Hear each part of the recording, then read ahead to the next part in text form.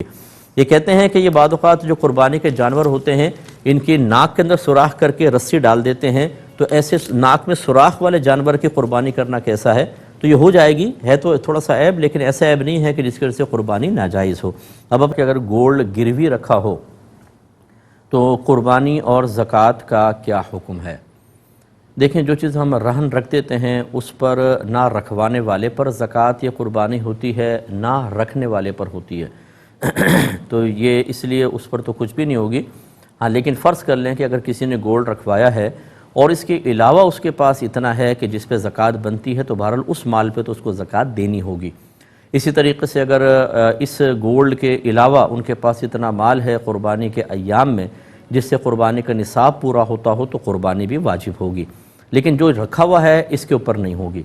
لیکن اب یہ اس میں ضمنی مسئلہ ہے، لیکن جیسے ہم مکانوں کا ایڈوانس باقاعدہ لے لیتے ہیں، رینٹ پہ کسی کو دیا تو ایڈوانس لے لیا، اس میں آرا تھوڑی سی مختلف ہیں۔ بعض اس کو چونکہ یہ رہن ہی ہوتا ہے ایک طریقے سے کہ وہ زر ضمانت کے طور پہ یہ زر ضمانت ہے کہ اگر کرایہ دار کوئی کرایہ نہیں دیتا یا جاتے ہوئے کوئی چیز توڑ پھوڑ جاتا ہے، خراب کر دیتا ہے، تو مینٹیننس کے لیے اس کو یوز کرتے ہیں، پھر باقی اس کو دے دیتے ہیں۔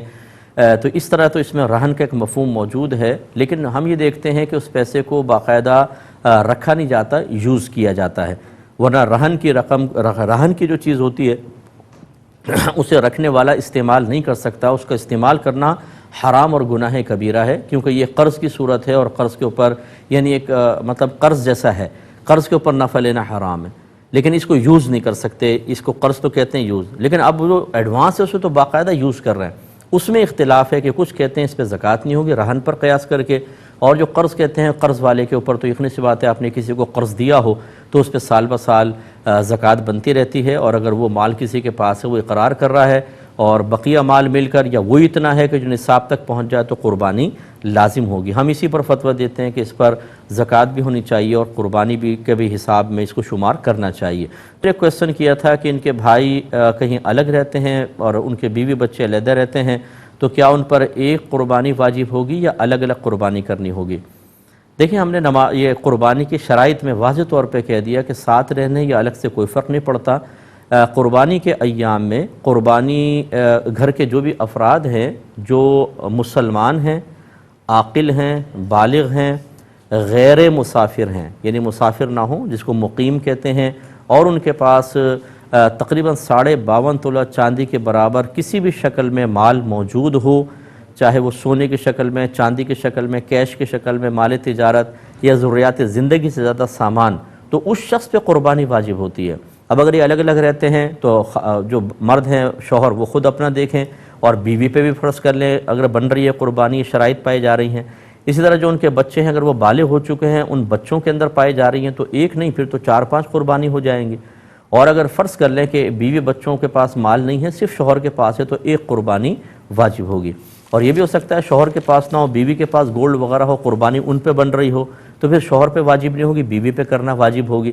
اس لیے شوہر بیوی ساتھ رہنا نہ رہنا یہ اصل اصول نہیں ہے، اصل یہ ہے کہ قربانی کے 3 دنوں میں کس فرد میں قربانی کی شرائط پائی جا رہی ہیں، اس پہ قربانی واجب ہوگی۔ قربانی کی شرائط میں نے تفصیل سے بیان کی تھی، آپ یوٹیوب پر جائیں اور لکھیں قربانی کی شرائط بائی مفتی اکمل، تو وہ کلپس آپ کے سامنے آ جائیں گے، ان کو 1-2 دفعہ سن لیں تاکہ آپ کو تفصیل سے پتہ چلے کہ قربانی کی شرائط کس طریقے سے ایک انسان اپنی ذات میں تلاش کر سکتا ہے۔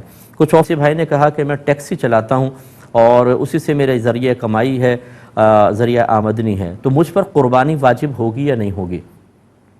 دیکھیں، ٹیکسی ہو یا اسی طرح کارخانے کے اندر آپ نے کوئی مشینیں وغیرہ رکھی ہوں، یہ چیزیں آپ کی حاجت اصلیہ کے تحت آتی ہیں، یعنی ضروریات زندگی کی چیزیں کہلاتی ہیں۔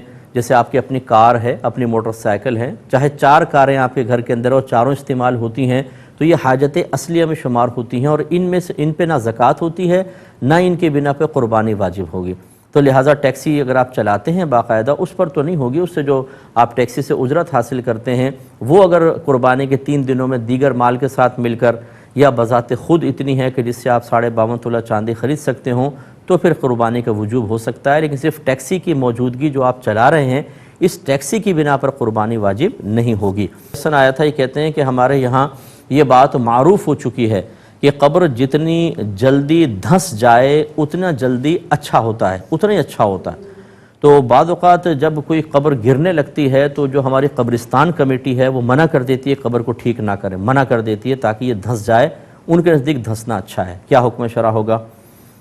دیکھیں بالکل فاسد خیال ہے اور اس کا شریعت سے کوئی تعلق نہیں ہے۔ یہ انہی خود ساختہ چیزوں میں سے ایک ہے کہ جو لوگ علم دین کے بغیر سنی سنائی باتوں کی وجہ سے آپس میں معروف کر دیتے ہیں، اس کو اصول بنا لیتے ہیں اور اس کے مطابق چلنا شروع کر دیتے ہیں۔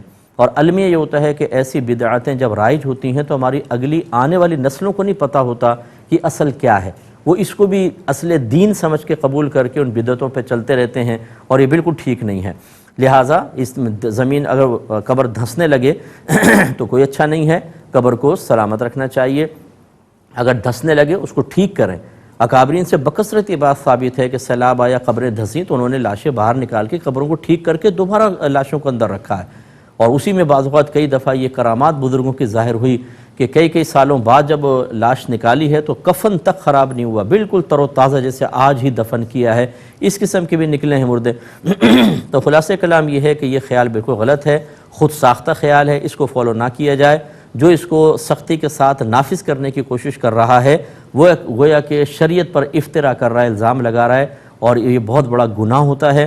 ایسے اگر کوئی بھائی ہمیں سن رہے ہیں تو اللہ تعالیٰ کی بارگاہ میں ضرور توبہ کر لیجئے۔ یہ کہتے ہیں میرے والد صاحب نے یوں کہا کہ اللہ تعالیٰ مغرور ہے، اور انہوں نے کیوں کہا؟ کہتے ہیں اس لیے کہ اللہ تعالیٰ سب سے بڑا ہے۔ اللہ تعالیٰ گریٹ کا انہوں نے ترجمہ مغرور کر دیا، تو کیا یہ کفر تو نہیں ہے؟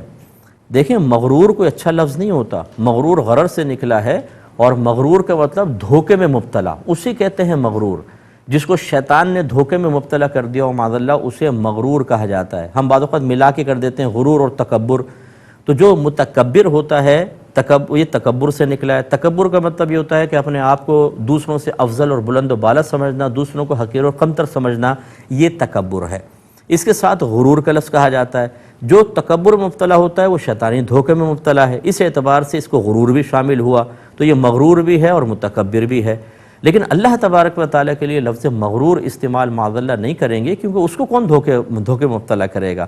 تو اس لیے گریٹ کا ترجمہ عظیم تو ہو سکتا ہے، یا لفظ متکبر، کہ یہ تکبر جو ہے انسانوں کے لیے حرام اور گناہ کبیرہ اور انسان کو زیبا نہیں، لیکن اللہ کی شان ہے، کیونکہ اللہ تبارک و تعالیٰ سب سے بلند و بالا ہے، وہی عظیم ہے۔ اس کے مقابلے میں یقیناً ہم جیسے عام لوگ حقارت ہماری طرف حقیر کی نسبت آپ کر سکتے ہیں، تو لہٰذا اللہ تعالیٰ کے صفاتی ناموں میں ایک متکبر بھی ہے، کبریائی والا، بڑائی والا۔ یہ تو آپ لفظ استعمال کر سکتے ہیں کیونکہ قرآن اور حدیث میں آ گیا، یہ اللہ کے صفاتی ناموں میں سے ہے، لیکن مغرور کا معنی دھوکے میں مبتلا، اور یہ اللہ کے لیے استعمال نہیں کر سکتے۔ لہٰذا والد صاحب نے اگر نادانستہ طور پہ ایسا کیا تو احتیاطاً تجدید ایمان اور تجدید نکاح کر لیا جائے۔ یہ کہتے ہیں کہ ایک ایجنٹ ہے، ہم ایک شخص تھا وہ 90 لاکھ روپے میں اپنی زمین یعنی زمین بیچنا چاہتا تھا۔ اس ایجنٹ نے اس کو یہ کہا، مڈل مین نے، کہ میں آپ کو 90 لاکھ روپے دلواؤں گا، لیکن دوسری پارٹی سے جتنا زیادہ میں لینا چاہوں لوں گا، اور اس کے علاوہ میرا کمیشن تو ہے ہی ہے۔ تو اس طریقے سے یہ طے کرنا کیسا ہے؟ دیکھیں یہ صحیح نہیں ہے، چیز اس کی ہے، آپ کیسے اس چیز کے اوپر زیادہ پیسے میں کر کے اس کو بیچ کر اور اس پیسے کو رکھ سکتے ہیں؟ ہاں آپ اپنا کمیشن رکھیں، کمیشن ٹھیک ہے، وہ آپ کی اجرت ہے، آپ ایک اجارہ کرتے ہیں کہ میں اپنی سروس پرووائڈ کر رہا ہوں، میں بھاگوں گا، دوڑوں گا، لوگوں کو لاؤں گا، لوکیشن دکھاؤں گا، اس کی یقیناً آپ پیسے لے سکتے ہیں، اور وہ طے کر کے لینے ہوں گے۔ لیکن یہ طریقہ بالکل غلط ہے کہ 90 کی ڈیمانڈ ہے، میں آپ کو 90 دلوا دوں گا، اوپر چاہے میں کتنے لے لوں، کیوں لے لیں؟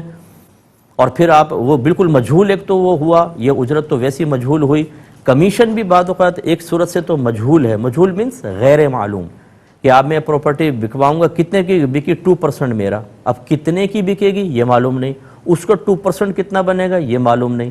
اگر اصل شرع کو دیکھیں یا فقہ حنفی کو دیکھیں تو یہ بھی منع ہونا چاہیے، لیکن چونکہ بہت زیادہ یہ رائج ہو چکا ہے اور اس میں کوئی جھگڑا منازعات وغیرہ نہیں ہوتی، تو اس کی اجازت ہے کہ ٹھیک ہے آپ کمیشن طے کر لیں، لیکن اس طریقے سے ایک اور شق نکال لینا یہ بالکل صحیح نہیں ہے۔ زمین والے کو جتنے کی سامنے والا قیمت بتائے آپ اس کو بتائیں کہ بھئی اتنا آپ کو وہ ڈیمانڈ کر رہا ہے، مطلب اتنے کی آفر کی ہے، اگر آپ کہتے ہیں تو یس کرتا ہوں، جتنے بھی بکے گی اس کا 2%، 3%، 4% میرا ہوگا۔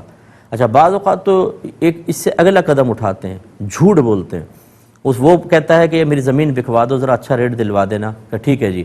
اب وہ اس سے بات کی ہے 90 لاکھ کی، اور اس میں کہتے ہیں 70 لاکھ لگ رہے ہیں، اگر آپ کہیں تو بیچ دوں، یہ کہتا ہے چلو ٹھیک ہے، اس کو بیچارے کو وہ بھی زیادہ لگتا ہے، 20 لاکھ روپے رکھ لیتے ہیں کمیشن علیحدہ، اور اس سے سیٹنگ کر لیتے ہیں کہ یار دیکھو میں لکھواؤں گا کچھ اور تم کہنا نہیں۔ یہ اور بڑا جھوٹ اور دھوکہ ہے، یہ شرعاً بالکل صحیح نہیں ہے۔ ایسے لوگوں کو اللہ تعالیٰ کی بارگاہ میں توبہ کرنی ہوگی۔